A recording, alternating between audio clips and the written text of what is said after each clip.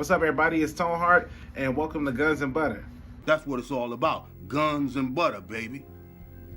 You little dumb motherfuckers.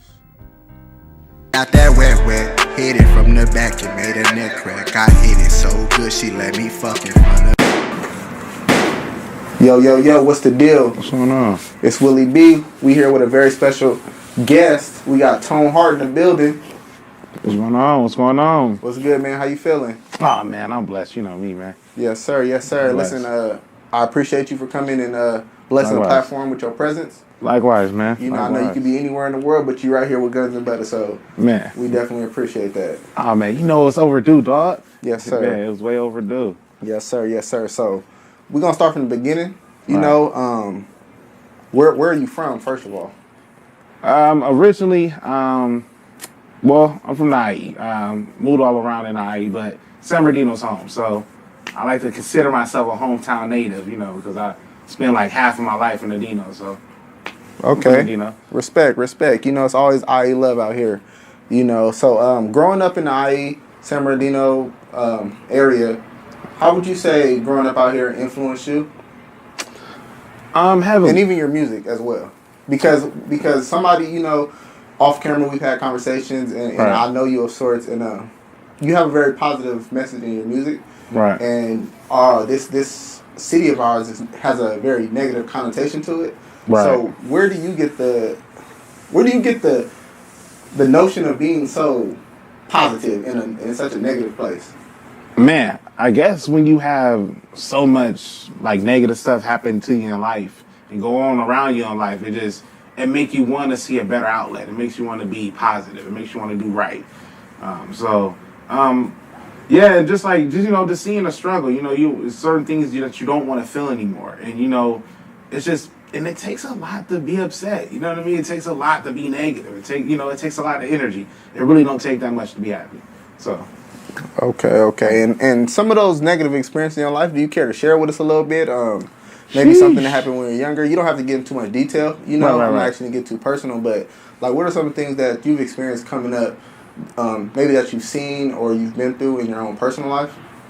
Man, well, living out here in the Dino, you see all kind of stuff. Seeing people get shot and stuff, and seeing people get robbed, me being robbed by gunpoint. Long story, but all kind of stuff. So I mean, it's a lot of like it's a lot I can like dissect from, but yeah, it's crazy, man. It's crazy, but it's a lot of like crazy like tragedies and things that go on. So I mean, from what I've seen, it's hard to really go particularly with one thing because it's so much. Yeah. You know, bro. You know, it's so much that going out here. So it's like it's most definitely one of those type of cities. I don't think we get a lot of positive news. So I definitely understand what you mean. It's always something bad coming about it. But thankfully, you know, we have people like yourself, you know, pushing a new wave, pushing a new image, especially towards the kids. Right. And like I was saying before, having previous conversation with you, you do a lot with the kids. Do you want to talk about that? Some of the things you do with the kids and some of your, you know. Right on. Well, I partner up with a good friend of mine, Edwin Johnson. You know, shout out to him in Chords Youth. He has his program, and I have mine with the next generation, and we just come together, and we both just have this act for kids. We have this, you know. I mean, I have kids, you know, so having kids at home and seeing how certain things can really just influence them and impact them in big ways, I got a really big kick out of that. You know, it was like a high to me, you know, so it's like I'm pretty much what we do, we just want to show kids it's a better way to do things out here. So we're trying to just be positive as any way we can with it. So we're doing tours. I'm currently on a school tour. Like, it's been crazy. Like, it's been crazy. We're doing like 12 schools in like 1 month. And then next month, I think we're doing like probably a good 10 schools. Some won't be the same schools, but we're trying to reach them, you know, especially in the Dino. So today we did Pacific.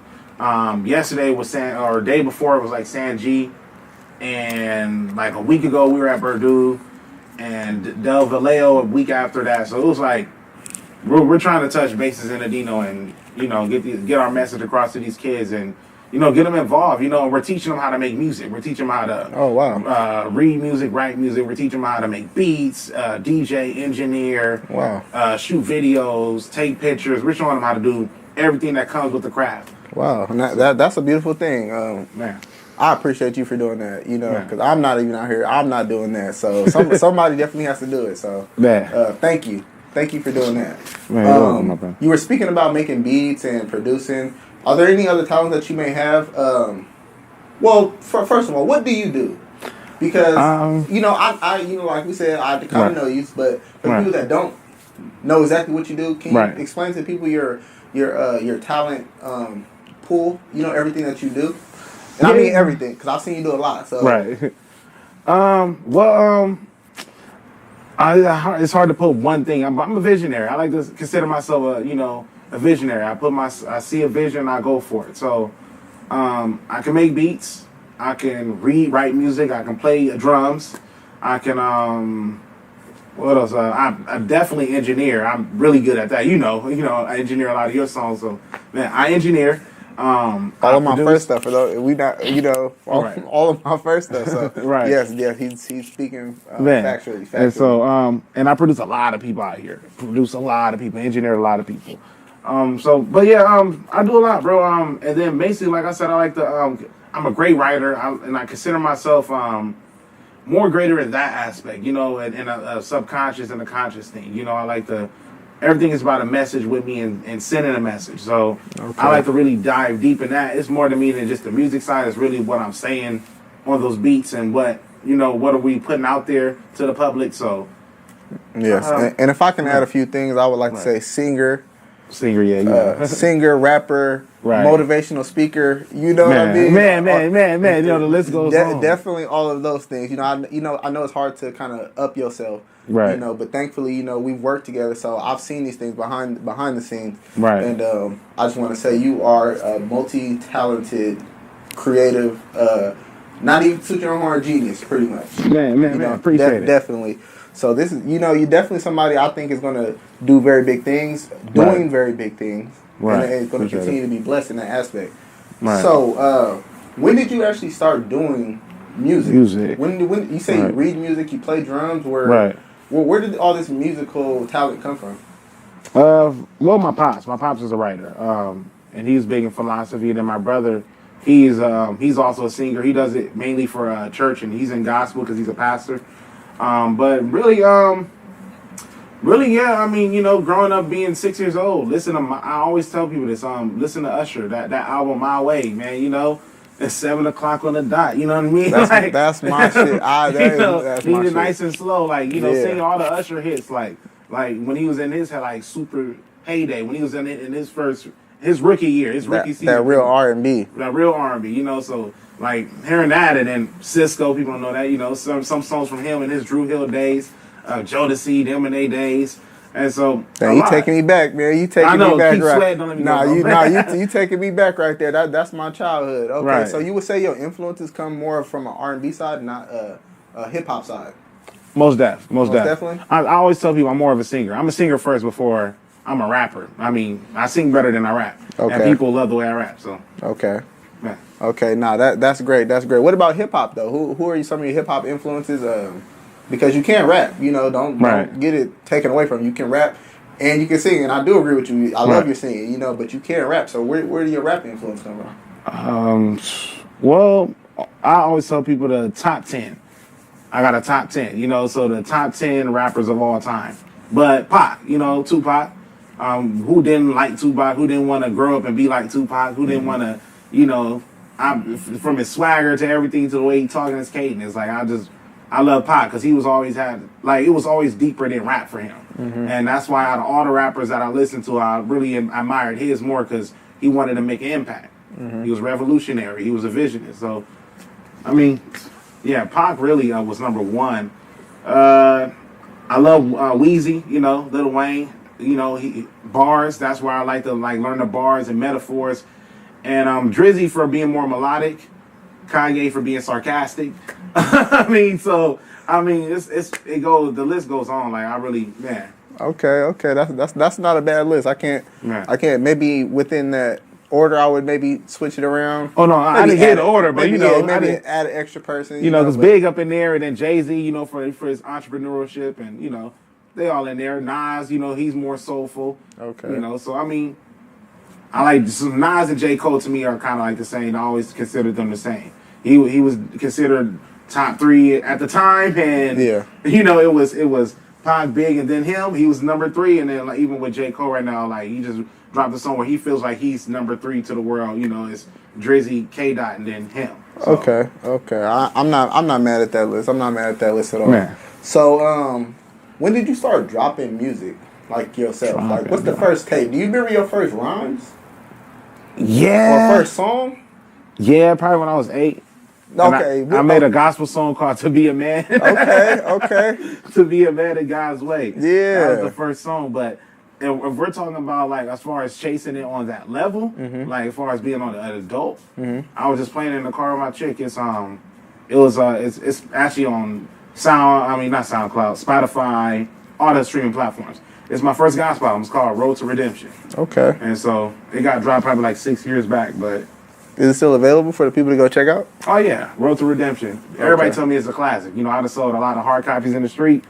And everybody telling me like it's a classic because, you know, they still play those songs to this day. All my gospel fans, they play that to this day. You know, something else I want to ask you about because you brought up Spotify and everything. How important is it to have your music on these streaming platforms and having your business in order? You know about DistroKid and everything? Like, how important is that to have your business in order when you're doing music to you? It's extremely important. It should be your number one. And above just even making the music, you shouldn't try to consider yourself an artist if you're not willing to do the business side. You got to learn the business side. The business side is the most important side. It's they'll tell you this with the music industry and just doing music. Period. Is 90% of it is business, and the other 10% is just the entertainment. So with that 90%, you gotta always make sure you're on top of your P's and Q's, and you have to adjust to everything in the era. So in every era. So for right now, for us, it's all the streaming stuff. Is they're making it easier actually for us. Like 10 years ago, I was in Walmart parking lots selling my albums, selling that first album I was telling you about. Yeah. And so, but now it's like, you know, you can have it on the internet, and then millions of people, strangers, and all that can just come across your material. You know, if they like it. So it's really important. Like, I would consider if anybody that's even starting or doing anything, like once you make your mixtape, get your contract with DistroKid. You know what I mean? It's only like some of them for even the rookie account, it's only $20. So it's not like they're charging us, you know, up the butt just to freaking have these platforms. They're making it easier for us to make it. Yeah. So I mean, I would say it's the best era to actually make music. Yeah, to be independent. To be independent. That's a bar right there. Right. That's definitely a bar because that's information I think a lot of people need to know. Right.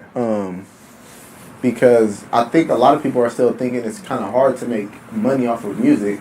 But between streams and all these different streaming platforms, like you said, I think it's one of the best times in history to be an independent artist. Right. You know, you don't really need a record label. Right. Unless the independent record label, of course, then you know that would be a little different. Right. Like Nip said, just use it as a partnership. If you know if a label comes to you, you're hot.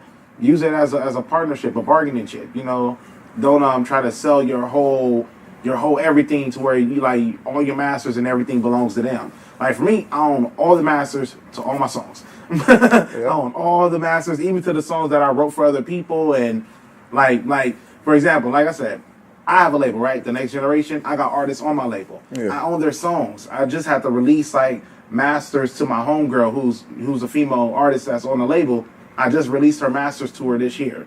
And that's from her not even knowing the business side. So it's like, that's why that stuff is important, because you'll have a label like me, you know, it's just the game, you know, like you have my even small labels like mine's coming in and owning your stuff if you're not careful. Yeah, talk about it. That's very important, because I think a lot of artists come in and they get owned, you know, and I know it's part of the business, but you know, in my opinion, it seems kind of shady. You know, if you're the main artist, like kind of how Lil Wayne's situation was, where he was getting withheld money, and everybody knows he pretty much held that company down for forever, for amount of years. Yeah, so I think that's very important. I appreciate you coming on the podcast, because you really got that I'm sorry, doing this interview because you really Right. have that game Man. that a lot of people need to know.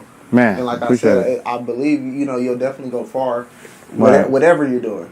Right, appreciate it. Because you have that work ethic. Is there Right. any people that you're currently working with, or are you just solely a solo artist, or? Oh no, well, how I'm doing it right now, I mean, because TNG is owned by me and a friend of mine. Her name is Shiesty, and people would see her in her videos and her songs. But what I'm doing now is I'm dropping like my last like 2 out. I'm pretty much next year will be my last year as a TNG artist because I'm gonna start my own venture label apart from separated from that, and I'm gonna pass the next generation to literally the next generation. Okay. So I'm actually looking for a young 19, 18-year-old cat that can spit or female singer. You know, I'm looking for it all. But specifically, I'm actually working with Chubby's on my album. So I'm working with Chubby. Really, be honest, we're gonna shoot some videos to the material we already kind of got done. So me, him, and even Taz, Freddie P. We got a lot of. They're on my project. So I got to shoot videos with those guys. So it's gonna be crazy. Like 2022, man. It's gonna be crazy because once Okay. the album dropped, all those songs are hot and the vision's gonna finally come to pass with those videos. And it was like we recorded them songs like 3-4 years ago. Okay, yeah, So- no, most definitely. You're definitely gonna have to come back, even with those people. I know some of those guys, and maybe Man. you guys, since everybody's on the album, maybe you guys come back again Right. together, and we could talk about the album and the songs and do a breakdown of that. I just want to know that Right. because I know you from being more of a solo artist, Right. and having your own songs and things like that. Of course. And I don't think there's anything wrong with working with people. You know Oh, what I mean? yeah. 'Cause that's how you get more not influence, but more inspiration. Right. So And those guys definitely influenced me and inspired me. So Yeah. They keep it competitive for sure. yeah. It's definitely some musical talent in that building. Intimidating if you're not. If you're not on your game, man. They keep me on my A game, man. Yeah. I've definitely been in the studio and was kind of like, okay, I don't want to rap. Man, have you really going back to the drawing board, man? Yeah, seriously. But no, that's a beautiful thing. Is there anything that you want to promote right now? Do you have any upcoming albums or anything like that you want to I'm glad you said that. Of course. That's what we're here for. This is what you're here for. October 8th. October 8th, I'm dropping a fall classic. It's called Better Late Than Ever. It's like a good 11 songs. It's all me on it, so it's like it's all songs by me. The album's pretty much talking about the title's kind of self-explanatory. It's better late than never. It's better to get it right late than to never get it at all. It's better to get this money even if you feel like some people feel like, man, I should be here in life. I should be over here in life. I should be doing this in life. Like, don't ever feel like you're too old. You know what I mean? That's the concept of it because they try to set a cutoff age for rapping should be 30 or some stuff. And I'm 29, so it's like, man, for me, I was like, you know what? I'd rather make it late than to never make it at all. Yeah. And so I'm like, so that's where that concept's really coming from. And I feel like it's gonna be powerful. The stuff I'm talking about in there, and some of the topics on there. Some of it's family based. Some of it's just throwing gems out there. Some of them was just bars with just nothing but gems. Okay. So I really think it's gonna be inspirational. I think it's gonna really make an impact. Well, I would like to say this. We know that's not true because some of the biggest artists, Right. they didn't blow till past Eminem and Right. 2 Chainz, 2 Rick Chainz, Ross, all these Rick people. Ross, yeah. Music does not have an age limit. If you have good music, the people, you could be 40 years old. Right. People gonna vibe with it. People gonna rock it's some with it. good music, So we gonna knock that stereotype right out. Right, You man. know, never give up. That's what I say, and that's why I try to express people. Never give up. Man. So, could you please give the people, unless it's something else you want to touch on, or you want to talk about? This is your time. If I'm already If it's know, something yeah. you want to say, or I know you want to get political, but no. Nah, we not gonna get political, man. We gonna keep it music. All right, but I'm dropping that album, and just 2022 is gonna be crazy. I'm gonna drop a dope R&B album. Okay. It's gonna be 20-something songs on it, and it's called For the Love of Tony. People gotta watch out for that. Oh, that's hard. It's gonna be dope. It's gonna take off in the spring, summer. And Red Print 4, man, is the last Red Print. So I got, if you haven't, check out Red Print 1, 2, 3. And then you come to the fourth one, I'm gonna have a lot of songs on there. It's gonna have those features I was telling you about. And it's gonna be brilliant. So in the production for videos and even the promotion, everything's gonna be up a notch. It's gonna be taking it to the next level. So Okay, so and I have 2 questions, right, before we close out. yes, sir. Okay, first question. It's a 2-part question. Well, it's a 1 question with 2 parts. I'm sorry. First question. If there's any advice that you can give yourself, your younger self, maybe 15, Right. You know, when you start coming of age, what would you give yourself? What advice would you give yourself? And also, where do you see yourself in 10 years? So, first part, what would you tell yourself, your younger self, and then where would you see yourself from now, 10 years later? Oh yeah. Well, man, I tell myself this all the time. If I can meet 15-year-old me or even 18-year-old me, I tell myself stay focused. Like, stay the course and stay focused. Stay away from distractions. Stay away from people who don't want it for you. You know what I mean? Because like you end up seeing down the line that people just be hating sometimes, and they don't think that they can achieve certain things themselves. So it's like I heard Jay-Z say this, like people will put their fears on you. So it's like I'm gonna have people put their fears on me throughout the years with the music, and so it'll be years I'm picking it up and I'm going super hard in. And then once I get that told to me, it's like it gets brought down and it brings down the work ethic, and that's crazy because I'm a hard worker, right? Yeah. And that just shows you where I can really take it. 10 years from now, I don't even. I just see all this being different and just really being the change in the city. You know, being a change. Everybody's gonna say billionaire and all this other stuff. Of course, I see that. I mean, that's what it's all gonna lead to. Of course, it's gonna lead to the billions of dollars and or million. You know, it's gonna lead to all that. So, I really see myself as really one of the people still here, still on top. It's funny. I was saying that to my chick earlier. Like, you know, I was like, you know what? It's like how Diddy said, can't call me on the phone. You got to call me on the yacht. 10 years from later, we'll still be on top. Okay. Yeah, So, say that then. 10 years from now, I'll still be on top. Yeah, That's how I say see that. myself. I like that. I like that. That was a very, you know, it wasn't too just like how you said. Some people it's very specific. You know, Right. I'm gonna be this. But all you just said, I'm gonna be on top. Yeah, I'm gonna still be on top. And I love that answer. I can't hit on that answer. So could you please tell the people where they can find you, where they can find your music? I'm gonna put all your links in the description when I drop this video. Gotcha. So you know. Everybody's gonna be able to click the link and find them and listen to his music. So if you want to tell everybody where they could get at you, Right. Well, it's easy. I'll be telling people this when I be mad at people. They try to treat me like a nobody. I'm like, hey, my name is Tone Hart. Google me. If you just Google Tone Hart, ToneHart, like Kevin Hart, I guarantee you all my stuff's gonna pop up from Spotify, iTunes, Apple Music. I'm on everything. I'm on YouTube. Okay. I'm everywhere. So just type in Tone Hart. So in the description, I'm just gonna put Google Tone Hart. Yeah, just Google Tone Hart and it's gonna pop up. I promise you. I'm gonna put your Instagram and stuff. And, you know, I'm gonna get a little more specific for it. You know what I mean? But listen, I definitely want to thank you for coming and blessing the platform. I truly appreciate all the wisdom and all the gems you just dropped. Some things I knew, some things I did not know. So I'm gonna be definitely re-listening to this interview, learning some things. Man, I appreciate it. It. So I appreciate the time. Like I said, you can be anywhere in the world, but you're right here with Guns and Butter. Man, Guns and Butter, man. We here, man. We here. All we right. gonna be on top 10 years from later too. You know what I'm saying? Yes, sir. Yes, sir. Yes, sir. Speaking to existence. All right, hey, this Willie Bee. This Tone Hart. Guns and Butter. We out. Yes, sir.